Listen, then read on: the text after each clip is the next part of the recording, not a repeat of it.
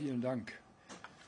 Ja, meine Damen und Herren, zunächst möchte ich dem Premierminister von Israel, Benjamin Netanyahu, sehr herzlich Dank sagen für die Gastfreundschaft und für das sehr ausführliche und sehr lange Gespräch. Dies ist nicht mein erster Besuch hier im Haus, aber das ist mein erster Besuch als Bundeskanzler und insofern ein besonderer Antrittsbesuch.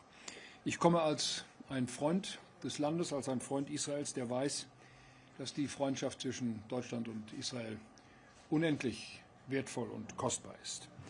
Und sie wird auch niemals selbstverständlich sein. Und wir werden immer auch an die Vergangenheit denken, wenn wir uns in der Gegenwart treffen und über die Zukunft miteinander sprechen. Mein Besuch fällt in eine schwere Zeit für das israelische Volk und auch in vielschichtige Zeiten für die Beziehungen zwischen unseren beiden Ländern. Deshalb komme ich später, als ich eigentlich gewünscht habe. Und deshalb will ich einige ganz grundsätzliche Worte zu unseren Beziehungen sagen. Ich habe den Tag mit Bedacht in Yad Vashem begonnen. Ich habe dort der 6 Millionen Männer, Frauen und Kinder aus ganz Europa gedacht, die von Deutschen ermordet wurden, weil sie Juden waren. Das Trauma der Shoah ist ein unauslöschlicher Teil der israelischen Identität. Auch für die Identität meines Landes bleibt sie prägend und sie muss auch prägend bleiben. Wir werden die Erinnerung immer lebendig halten an dieses monströse Verbrechen, das Deutsche am jüdischen Volk begangen haben. In Yad Vashem, an diesem Ort, ist mit Händen zu greifen, welche bleibende historische Verantwortung Deutschland trägt. Deutschland wird deshalb immer für die Existenz und die Sicherheit Israels einstehen. Das gehört zum unveränderlichen Wesenskern unserer Beziehungen. Das gilt für heute, das gilt für morgen und das gilt für immer. Und nun nach den schrecklichen Terroranschlägen der Hamas am 7. Oktober 2023 hat sich Deutschland erneut und klar fest an die Seite Israels gestellt. Wir haben mit dem israelischen Volk um die Toten getrauert. Wir haben mit ihnen um die Geiseln gebangt und gerungen, unter denen auch zahlreiche deutsche Staatsangehörige waren. Israel hat das Recht und geradezu die Pflicht, seine Bürger und seine Existenz gegen diejenigen zu verteidigen, die dem demokratischen jüdischen Staat das Existenzrecht immer wieder absprechen. Kein Staat kann es hinnehmen, dass seine Bürger, wie etwa in den Kibbuzim um Gaza, von islamistischen Terroristen ermordet, entführt und gefoltert werden. Deshalb haben wir ihnen beigestanden, auch als sich im Verlauf des Gaza-Krieges viele abgewandt haben. Im Verlaufe dieses langen Krieges hat uns aber das Vorgehen der israelischen Regierung auch in ein gewisses Dilemma geführt. Deutschland muss für Israels Sicherheit einstehen. Und Deutschland muss für Menschenwürde und Recht einstehen, die den Kern unserer Verfassung, gerade nach Shoah und Weltkrieg, ausmachen. Als Land im Krieg, als demokratischer Rechtsstaat musste sich Israel in seinem militärischen Vorgehen eben auch am Völkerrecht messen lassen. Dabei dürfen wir zugleich nie vergessen, von wem die Aggression ausging, der militanten Hamas, die sich eben nicht um Menschenleben und Völkerrecht schert.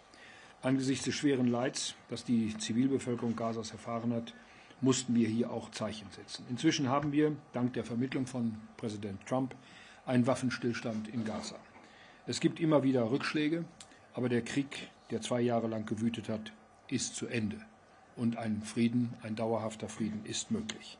Die Heimkehr der letzten überlebenden Geiseln, unter ihnen deutsche Staatsangehörige, hat uns berührt und auch beglückt. Jetzt muss gelingen, und darüber haben wir beide gesprochen, die zweite Phase des Friedensplans zu verwirklichen. Deutschland hilft. Wir haben Offiziere und Diplomaten in das zivil-militärische Zentrum in Kiryat Gat entsandt. Wir leisten humanitäre Unterstützung für die Menschen in Gaza, die weiter unter sehr prekären Umständen leben. Wir werden zum Wiederaufbau beitragen. Vor allem werden wir uns weiter diplomatisch engagieren, damit der Frieden kommt. Dabei steht fest, es kann in Gaza keine Rolle für die Hamas geben. Von Gaza darf eben keine Gefahr für Israel mehr ausgehen. Wir dürfen jetzt nicht zu kurz springen und denken. Nach den Traumata des Krieges, die Israelis wie Palästinenser durchlitten haben, müssen wir das Fundament einer neuen Ordnung hier in der Region legen. Einer neuen Ordnung, in der Israelis, Palästinenser und arabische Nachbarn dauerhaft in Frieden, Freiheit, Sicherheit und Würde leben können. Wir arbeiten mit an dem Ziel eines neuen Nahen Ostens, in dem auch der Staat Israel als Teil seiner selbst anerkannt wird und auch angenommen wird. Unsere Überzeugung lautet, die perspektivische Gründung eines palästinensischen Staats an der Seite Israels eröffnet vermutlich die beste Aussicht auf eben diese Zukunft.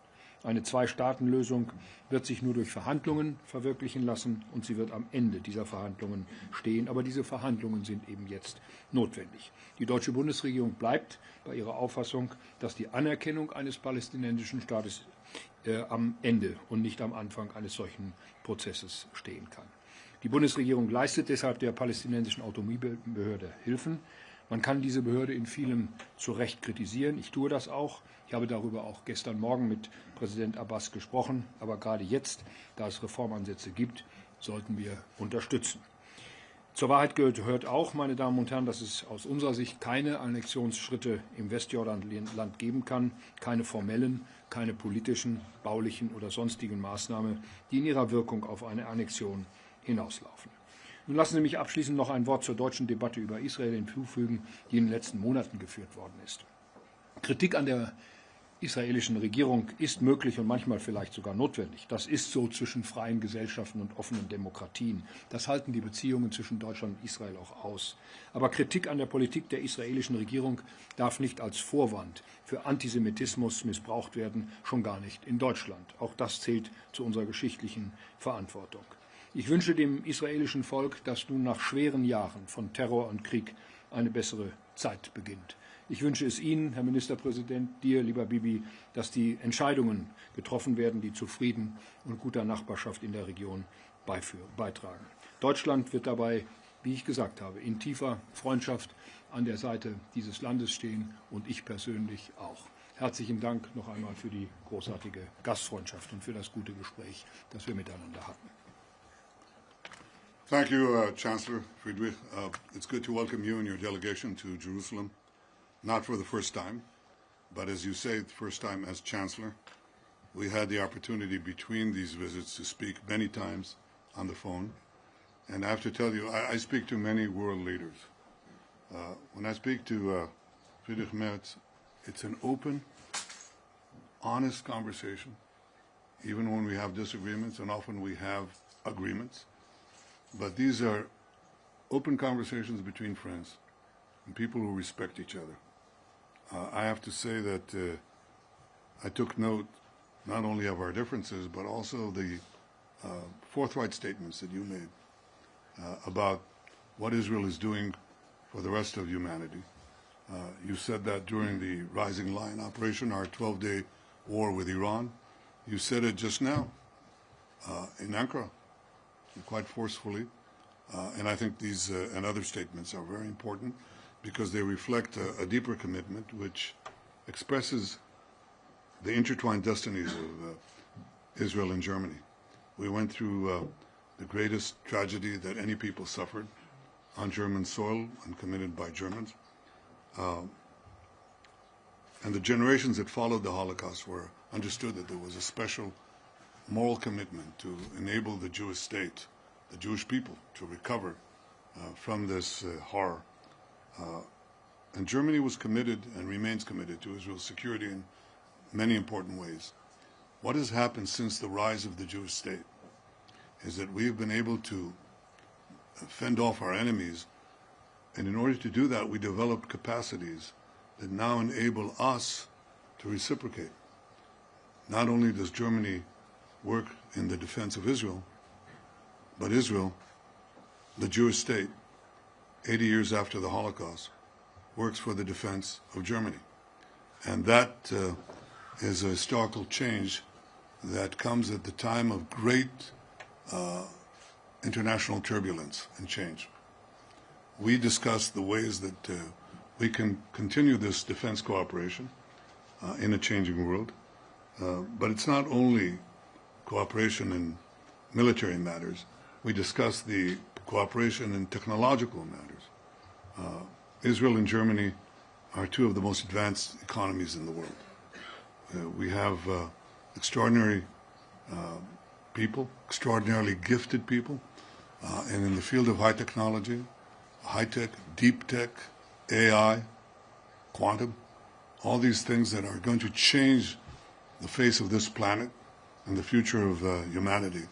These are things where we are ranked very high. But together, cooperating in this, we'll rank even higher. There's not much space to go.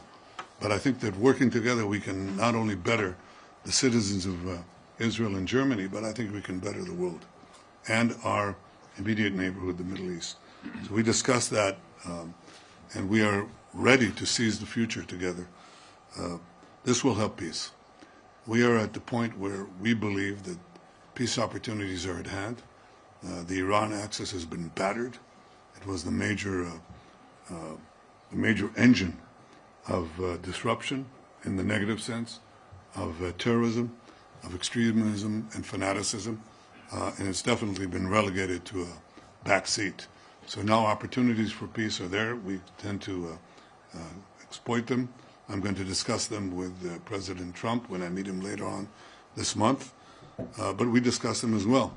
And we discuss, of course, how to bring an end to the Hamas rule in Gaza, because that's an essential part of ensuring a different future for Gaza and a different future for us facing Gaza. We finished the first part, as you know, phase one. We're almost there.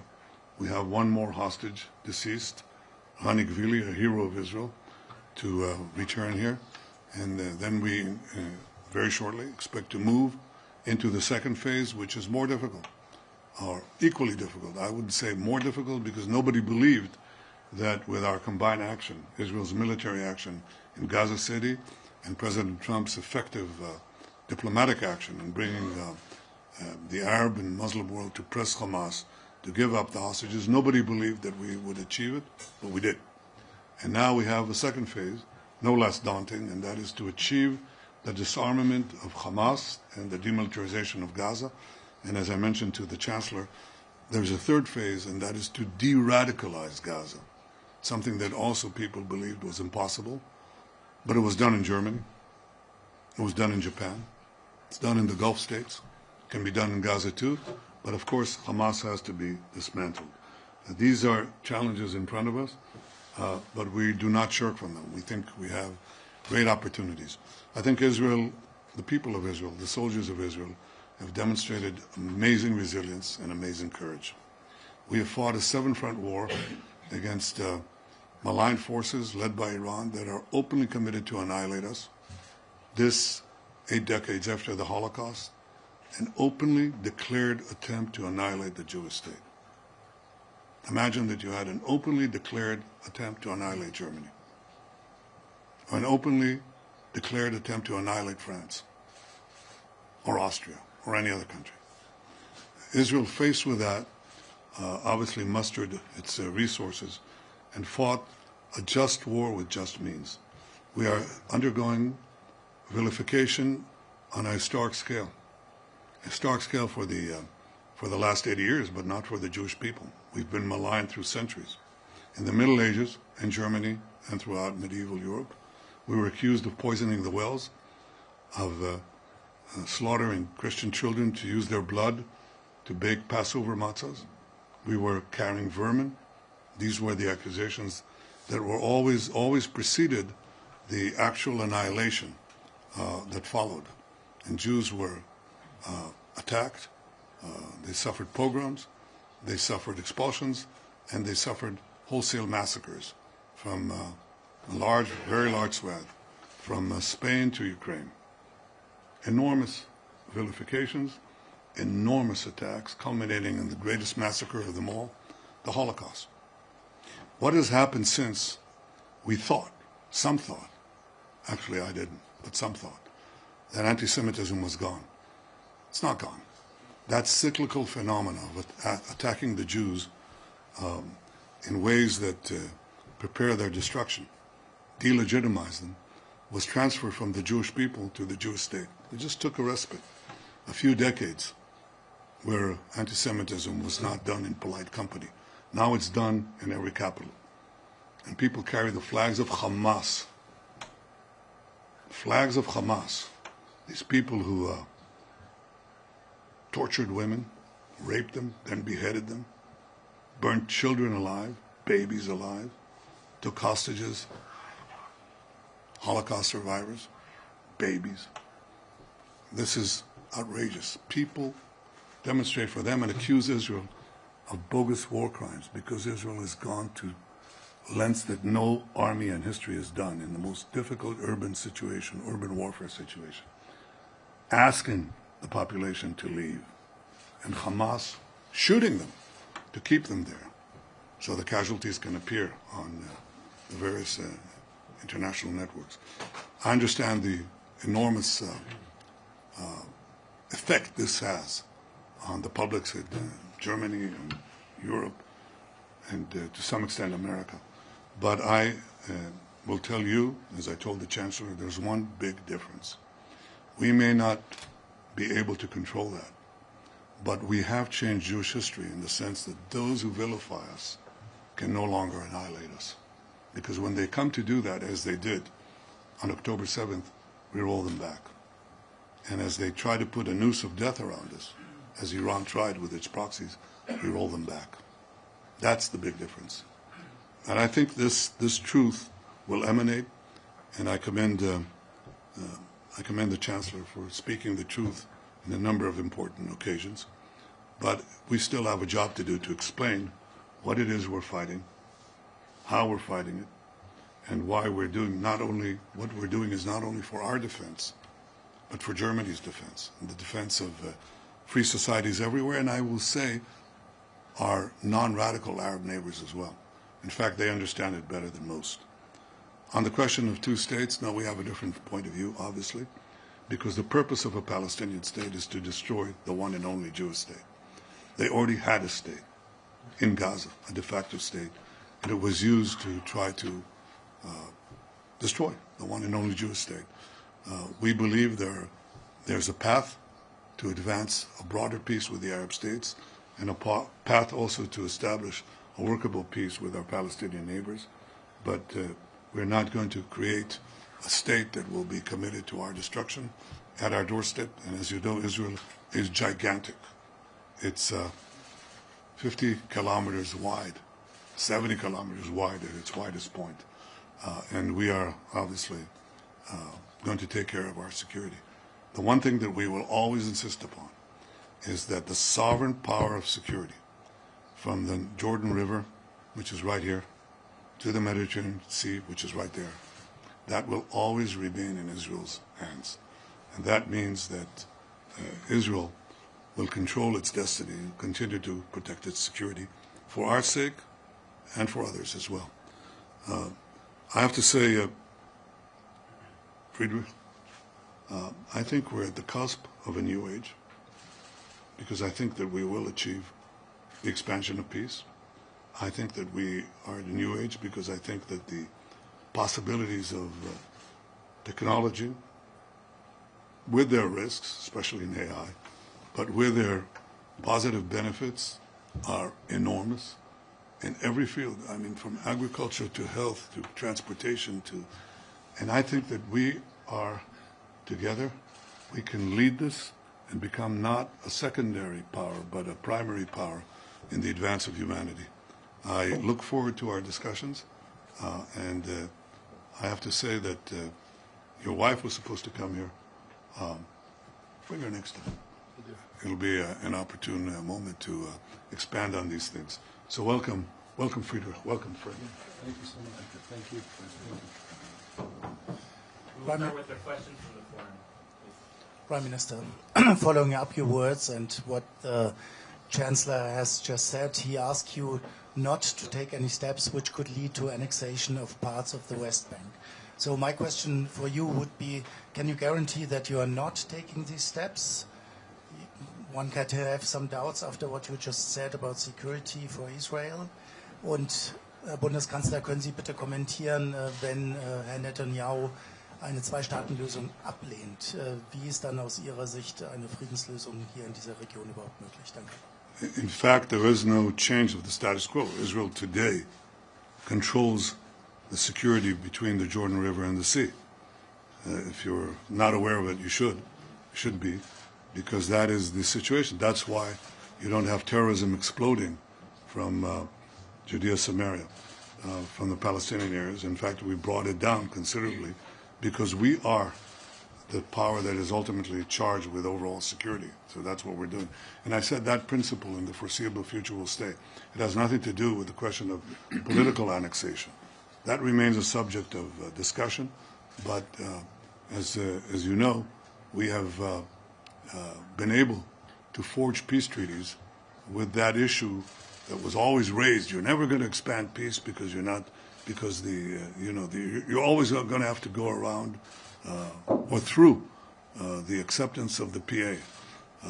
If the PA doesn't agree, you're not going to have any Arab country come. That's what I was told before we signed the Abraham Accords with 4 Arab states.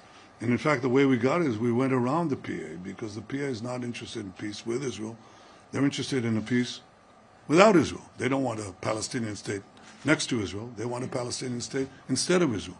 So I think that everybody says, well, they'll change. Well, we'll see. If they'll change, I doubt it. I mean, the Trump plan has many stages that they have to go through. But I think that for most Israelis, we want peaceful relations with our Palestinian neighbors. They have to stop educating their children for the murder of Israel.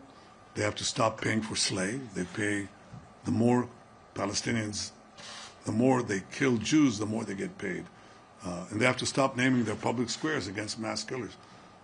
We're in the compound of the Israeli government. It's not named after killers. It's not named after people who committed mass murder. There has to be a change. And I can tell you that most Israelis now, if you ask them, okay, would you want a Palestinian state? Okay, we asked that question in the Knesset. There are 120 members in the Knesset. And the question was, suppose they try to force us on us a Palestinian state. You know what the vote was? It was 99 to 11, 10 abstentions. That includes the broadest spectrum of Israeli politics that you can imagine. After October 7th, people say, you know, what will be different? You had a de facto Palestinian state in Gaza. What did they use it for? So people ask this question, and I don't shirk from it. I tell you what it is. But you asked about concrete plans. That is not something that I think we're headed in the coming time. Well, it'll be a question that will be raised eventually, but not right away. Ich kann vielleicht direkt an dem letzten Satz anschließen. Keiner weiß, was die nächsten Tage, Wochen und Monate bringen und ergeben. Das Wichtigste ist jetzt, dass mit Gaza und dieser Region in die zweite Phase eingetreten werden kann. Und das Wichtigste ist die vollständige Entwaffnung der Hamas. Mein Eindruck ist, dass die palästinensische Autonomiebehörde heute bereit ist, Reformen zu ermöglichen. Das sind aber bis jetzt nur Erklärungen. Das sind keine Taten. Deswegen habe ich auch mit Präsident Abbas gestern Morgen noch telefoniert und ihm auch gesagt, dass ich nach Israel reise, ihm auch meine Position zu Israel deutlich gemacht. Und jetzt geht es darum, Schritt für Schritt diesen Friedensplan zu implementieren. Und was an dessen Ende steht, weiß heute von uns niemand. Und weil das so ist, hat auch die Bundesregierung, anders als andere europäische Staaten, von einer frühzeitigen Anerkennung eines palästinensischen Staates Abstand genommen. Wir werden das auch in absehbarer Zukunft nicht tun, weil diesem Staat, in Anführungsstriche, bis jetzt alle Voraussetzungen fehlen, um ein selbstständiger Staat überhaupt sein zu können. Noch einmal, was am Ende eines solchen Prozesses steht, weiß niemand von uns.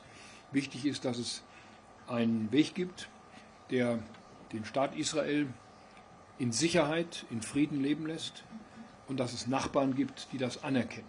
Einige haben das bereits getan, andere tun es bis heute nicht.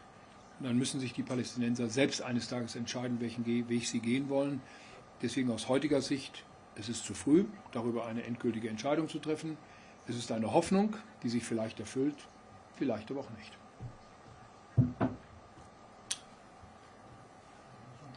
Please just stand up and state the outlet you're coming from. Stand up. Yeah. Prime Minister Netanyahu, the framework to end the war in Gaza. State your name and I'll be here. Tamir Morag, Channel 14.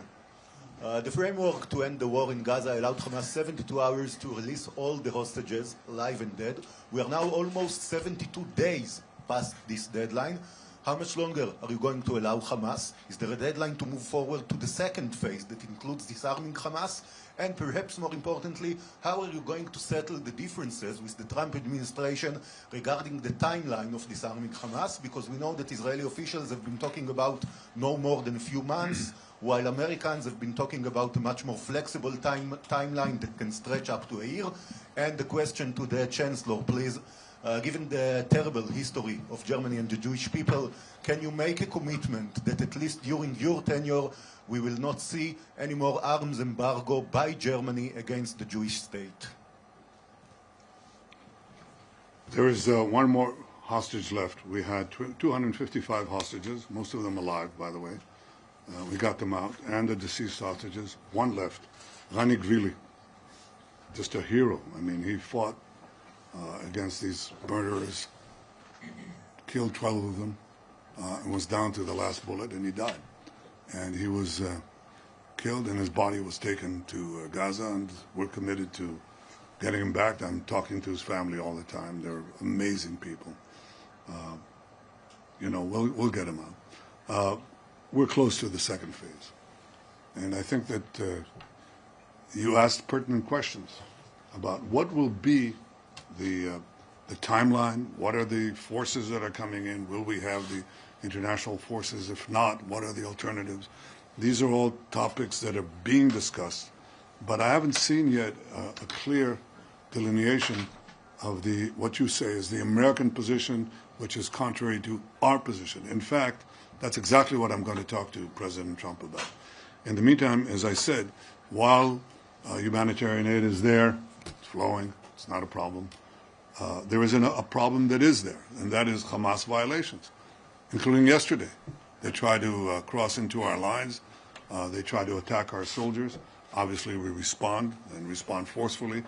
So I think simultaneous with the advance to the second stage, I think it's important to make sure that Hamas complies, not only with the ceasefire, but also with their commitment, which they undertook, to disarm and have Gaza demilitarized. That's not something that is not part of something that they committed to. They committed to it.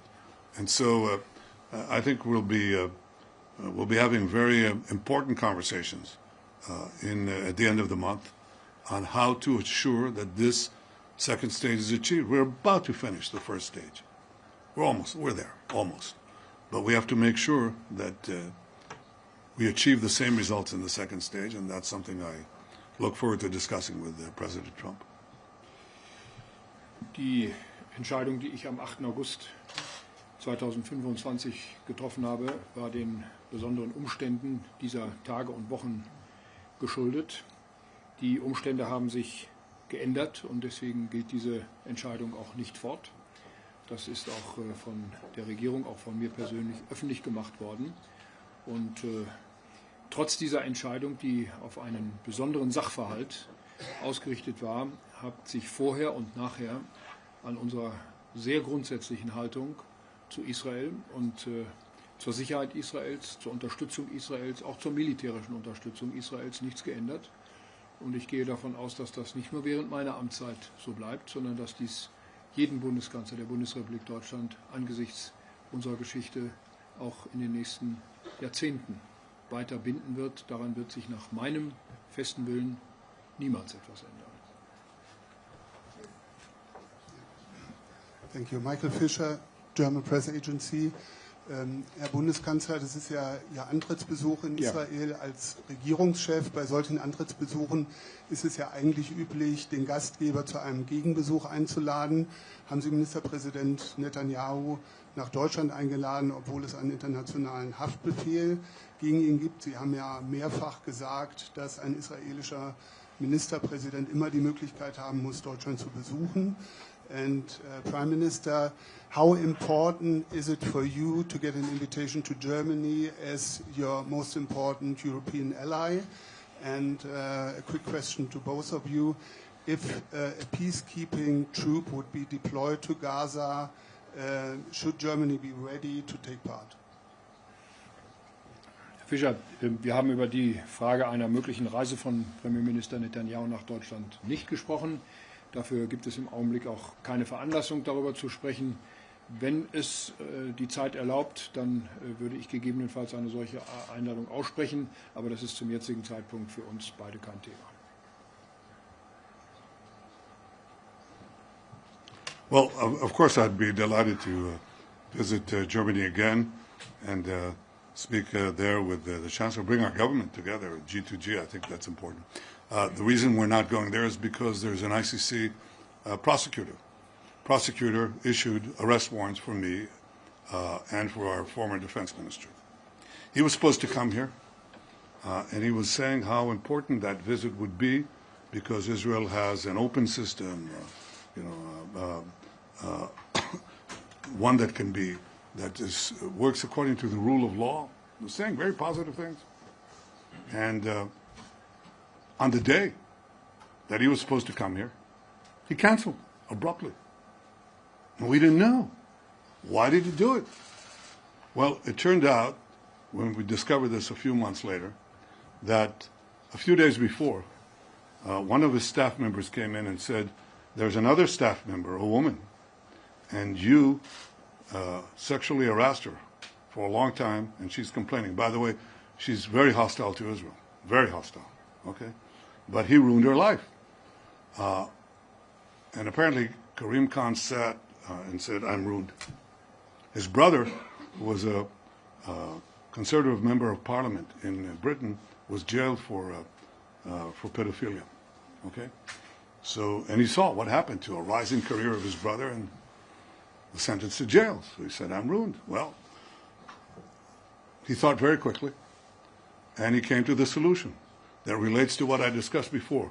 All you have to do is bash Israel. And if you can bash Bibi, that helps too.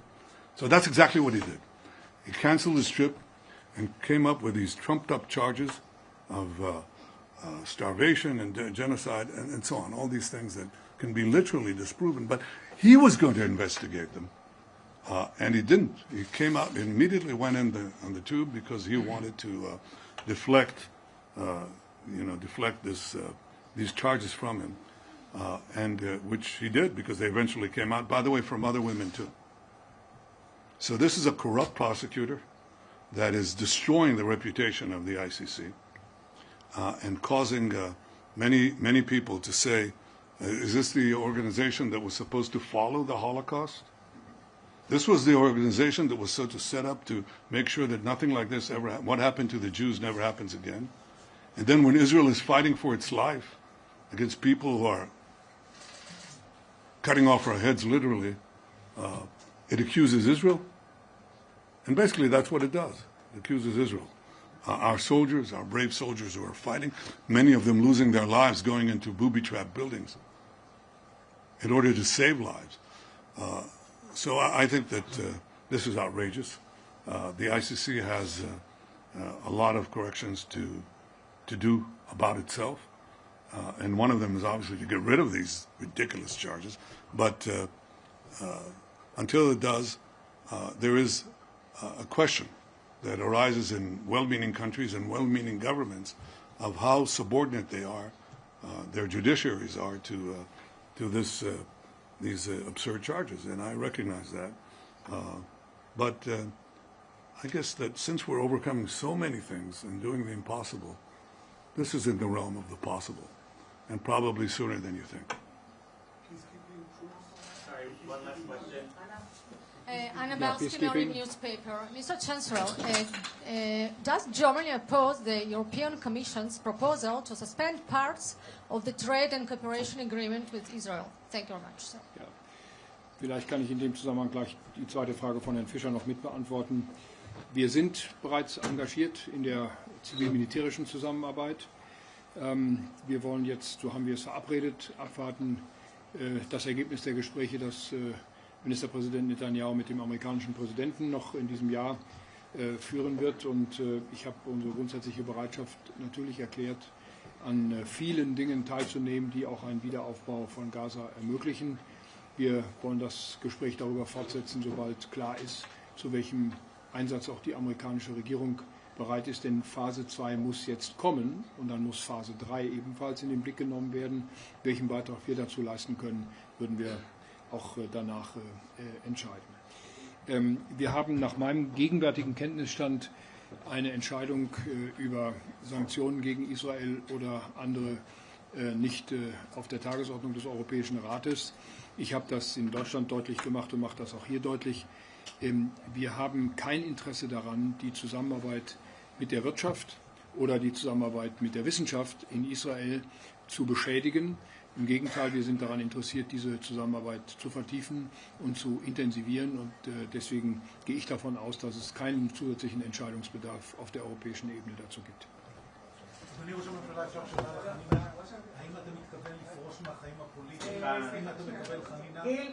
No.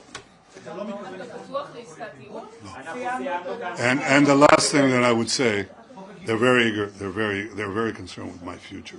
They want to make sure that how shall I say this?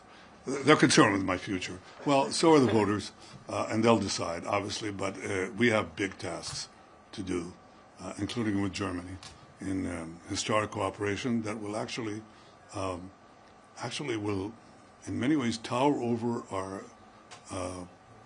our previous cooperation, which was quite amazing. But that's not surprising because, as you can see, Chancellor Merz is a towering figure. Thank you. Thank you very much. Thank you. Normalization of Saudi Arabia before the election.